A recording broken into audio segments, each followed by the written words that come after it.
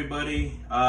So by popular request or response, I offered to provide cooking lessons through video and be able to communicate with you guys during this crazy time. The purpose of these videos is to educate, promote confidence within yourself through the dishes that you cook, and also be able to provide for your family or your friends. The biggest things that were brought up for sure were knife skills. So I chose a dish that's going to emphasize using your knife cutting ability through variations of different kind of knife requirements. The other part of it is I wanted to approach two different techniques that focused in a way that you would actually be able to apply it if you're beginning or you're starting off cooking, or if you have no idea how to cook. And then from there, assuming that these videos do happen more often and I get, more ideas, then you can build off of that. So like this is gonna be a reference point from hopefully on out, I guess. So the dishes that we're gonna be going over is a Thai red curry eggplant dish, which is gonna be involving eggplants, peppers, carrots, onions. We're gonna understand the concept of building foundation with flavors, how to build off of that. And what I like about Thai food is that it incorporates sour, sweet, the pungency of fish sauce, the citric aspect of the lime juice. You're using brown sugar, you're using coconut milk. And what's cool about this dish is that, like, essentially there's two stages to this. The first stage would just be a stir fry, but once you incorporate the coconut milk in the curry, you have a curry base, which is actually solid when it comes to preservation and freezing for long periods of time. The second thing is we're going to go over, as we are with this dish already, the basic ideology of sauteing, which I think a lot of people, even in my professional field, have it not necessarily wrong, but like there's a lot of bad habits that I think people need to fix when it comes to sauteing. So let's go over your basic knife skills, because that part's going to be really important. All right, so first and foremost when it comes to knife skills is you want to emphasize safety, which I think is like a lot of the reasons why people are asking a little basic tutorial of knife skills to begin with. The second part of it is also understanding your knife, and I don't mean that in some sort of spiritual, like warrior kind of sense. Different knives require different, essentially, motion when it comes to cooking itself. So I'm going to show you three different knives here that are used in most popular kitchens.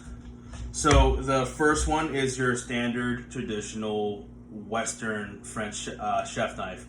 This was actually given to me by my godfather when I was 16, so he's kind of the big reason why I got into this. Standard shape, it had your curvature here. It's about 8 inches long. Heavy handle too, so it's like meant for actual, not meant, but like the motion of it was very much based on a sturdy metal, sturdy weights. Durability is a big part of it too, and I'll get into that part later.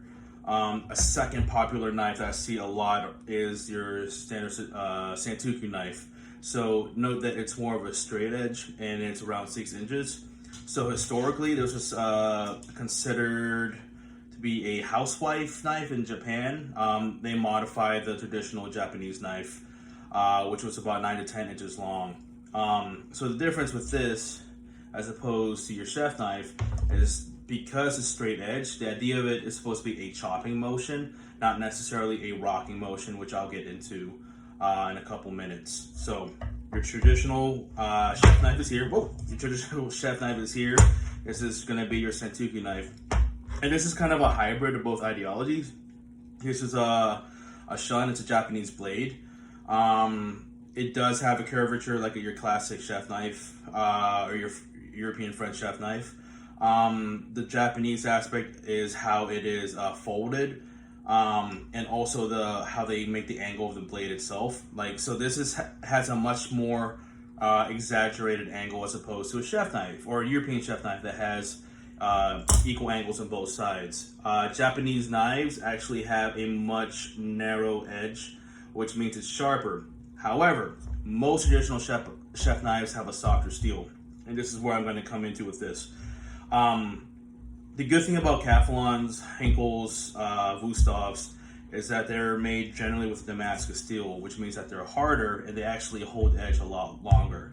So when it comes to like durations and long-term usage, they're fantastic. But in comparison to the edge of a Shun, a Miyabi, or your Kikuichi, their blades are much more superior to like any Henkel, Wustov, Kaufland, whatever. But you have to constantly maintain those knives. So when people ask me what kind of knife should I buy, should I get like the Shun Premier, should I get the Japanese knives, or the knives at Walmart like better? The reality is where's your skill set and how often are you going to be cooking? And then at the same time, how much time will you invest in learning how to sharpen the knife? And then how much time will you be willing to sacrifice to go to a place to sharpen the knife, drop it off, pick it up, etc. Being in the professional field, I have like a person that sharpens my knives, so that helps me out a lot, and I'm also able to pay for it because obviously I'm working. But if you're a domestic chef or a residential chef, that is totally up to you. However, this is the knife that I use all the time at work. It's lighter for me, so it's a lot easier on my wrist. Developing arthritis, many years in the industry, whatever. So that's essentially your lesson on the knives, or Knives 101 for you.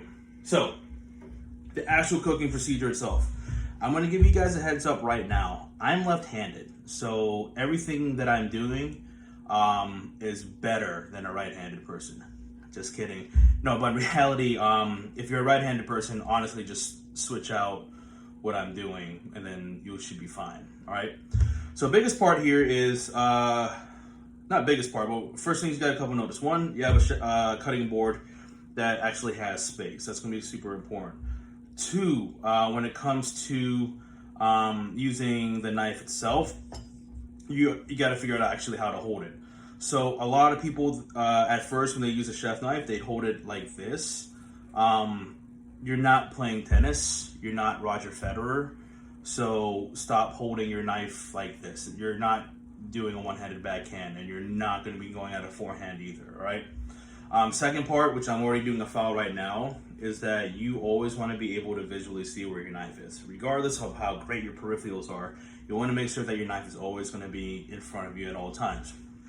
So instead of holding your knife as such, what I do is I use my pointer finger and my thumb, and I pinch the parts right here. And you have far more stability as opposed to if you're holding it like Roger Federer, right? So pinching. So first, you got to get this part down. You should be able to do it, hopefully in the first couple seconds. If not, we have deeper problems. The other part is your guiding hand. So I was taught this immediately, think bear claw or tiger claw. So what you want to do is get your fingers on the cutting board. You want to bring your fingers together as such, and then you're going to bring your thumb behind those fingers. Then you're going to push your fingers till the first knuckle comes out. So you're literally right here. This is going to be your savior for a lot of reasons. And notice that my thumb here is behind my fingers. The reason why I do this is I constantly have the side of the blade right up against my knuckle. That is your guide. One big part of it too is that a lot of people just kind of use this as not second nature, but it's just there. Like, it's okay, I'm cool. But this hand is constantly engaged. Like, this knife doesn't move unless this hand moves, regardless. So like, what's the point of pushing with your knife if you have a safety mechanism right here, which is your hand? So the whole idea is like, one, it's lighter on your blade, and two, like, you literally know where the knife is at all times. All right, so hold properly. Don't be Roger Federer. No offense, Roger Federer. Two, bear claw. Push your fingers out so your knuckle comes out, and always have the side of the blade up against your finger, or your knuckle, I'm sorry. And also this part too, you want to make sure that your thumb is behind your hands. It's going to be probably 40-ish% of you that's going to have issues with it. You're going to learn, or you're going to get yourself cut, and then you're going to learn from there. It happens. Trust me, I cut myself a lot. All right, so there's that. And then there comes the cutting motion, which is also super important. Now, remember like a couple minutes ago, I mentioned that the motion of this knife indicates how you cut with it, or the shape of the knife indicates how you cut with it. So this is a sentuku. It's going to come straight down. Right? That's the whole point of it. Or you're going to come at it like that. That's the whole point. Your standard European chef knives, with the shape of it, you can do it. I mean, if you have a sharp knife, yeah, it's totally possible, but that's not the point. You're kind of defeating the entire engineering of the knife itself. So in theory, what I would used to tell my classmates is that if I was to slam my hand against a knife, yeah, I probably am going to get hurt and it's going to suck. However, if I was to graze my hand across this knife, I'm screwed.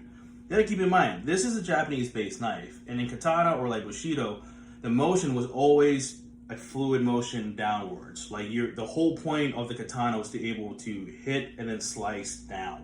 That's where the most of the damage is. And not to be gruesome, but that's where the most of the damage of this knife is going to inflict on your vegetables. I'm sorry that made it to a warrior sound. My bad. But that's the whole point. So knowing that a motion forward or backward means that you're going to cut better, the first motion that you want to do is this. You want to have the tip of your blade on the cutting board itself and your arms drawn back. Don't judge my belly. I'm in quarantine time. Whatever. So your cutting motion should actually be a down and forward motion at the same time.